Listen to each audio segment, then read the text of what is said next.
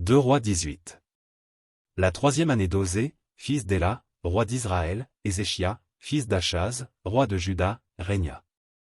Il avait 25 ans lorsqu'il devint roi, et il régna 29 ans à Jérusalem.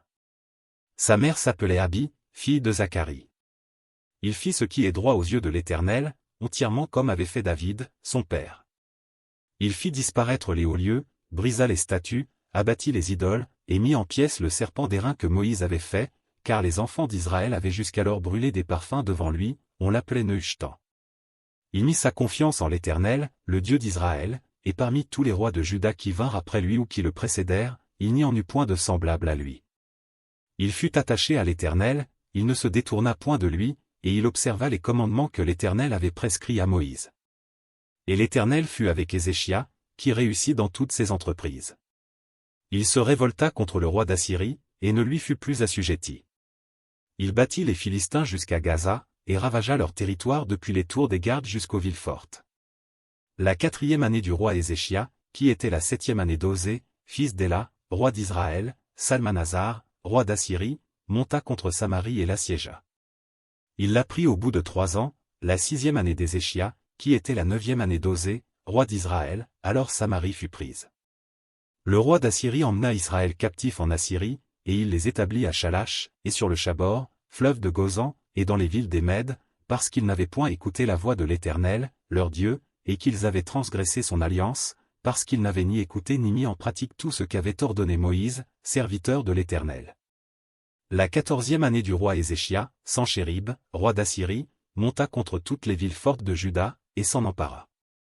Ézéchia, roi de Juda, envoya dire au roi d'Assyrie à Laki, « J'ai commis une faute. Éloigne-toi de moi. Ce que tu m'imposeras, je le supporterai. » Et le roi d'Assyrie imposa à Ézéchia, roi de Juda, 300 talents d'argent et 30 talents d'or. Ézéchia donna tout l'argent qui se trouvait dans la maison de l'Éternel et dans les trésors de la maison du roi. Ce fut alors qu'Ézéchia, roi de Juda, enleva, pour les livrer au roi d'Assyrie, les lames d'or dont il avait couvert les portes et les linteaux du temple de l'Éternel. Le roi d'Assyrie envoya de Laki à Jérusalem, vers le roi Ézéchia, Tartan, Rabsari et Rabshaké avec une puissante armée. Ils montèrent, et ils arrivèrent à Jérusalem. Lorsqu'ils furent montés et arrivés, ils s'arrêtèrent à l'aqueduc de l'étang supérieur, sur le chemin du champ du Foulon. Ils appelèrent le roi, et Eliakim, fils de Hilkija, chef de la maison du roi, se rendit auprès d'eux, avec Skebna, le secrétaire, et Joch, fils d'Azaph, l'archiviste. Rabshaké leur dit, « Dites à Ézéchia, ainsi parle le grand roi, le roi d'Assyrie, quelle est cette confiance, sur laquelle tu t'appuies?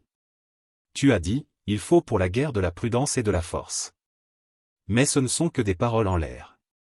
En qui donc as-tu placé ta confiance, pour t'être révolté contre moi? Voici, tu l'as placé dans l'Égypte, tu as pris pour soutien ce roseau cassé, qui pénètre et perce la main de quiconque s'appuie dessus, tel est Pharaon, roi d'Égypte, pour tous ceux qui se confient en lui. Peut-être me direz-vous, c'est en l'Éternel, notre Dieu, que nous nous confions. Mais n'est-ce pas lui dont Ézéchia a fait disparaître les hauts lieux et les autels, en disant à Juda et à Jérusalem, vous vous prosternerez devant cet autel à Jérusalem. Maintenant, fais une convention avec mon maître, le roi d'Assyrie, et je te donnerai 2000 chevaux, si tu peux fournir des cavaliers pour les monter. Comment repousserais-tu un seul chef d'entre les moindres serviteurs de mon maître? Tu mets ta confiance dans l'Égypte pour les chars et pour les cavaliers. D'ailleurs, est-ce sans la volonté de l'Éternel que je suis monté contre ce lieu, pour le détruire? L'Éternel m'a dit, monte contre ce pays, et détruis-le. Eliakim, fils de Hilkija, Skebna et Joch, dirent à Rabshaké, parle à tes serviteurs en araméen, car nous le comprenons, et ne nous parle pas en langue judaïque, aux oreilles du peuple qui est sur la muraille.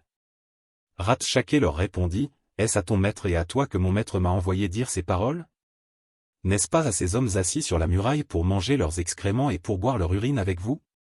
Alors Rabshaké, s'étant avancé, cria à haute voix en langue judaïque, et dit, écoutez la parole du grand roi, du roi d'Assyrie. Ainsi parle le roi, que Ézéchia ne vous abuse point, car il ne pourra vous délivrer de ma main. Que Ézéchia ne vous amène point à vous confier en l'Éternel, en disant, l'Éternel nous délivrera, et cette ville ne sera pas livrée entre les mains du roi d'Assyrie. N'écoutez point Ézéchia, car ainsi parle le roi d'Assyrie, faites la paix avec moi, rendez-vous à moi, et chacun de vous mangera de sa vigne et de son figuier, et chacun boira de l'eau de sa citerne, jusqu'à ce que je vienne, et que je vous emmène dans un pays comme le vôtre, dans un pays de blé et de vin, un pays de pain et de vigne, un pays d'oliviers à huile et de miel, et vous vivrez et vous ne mourrez point.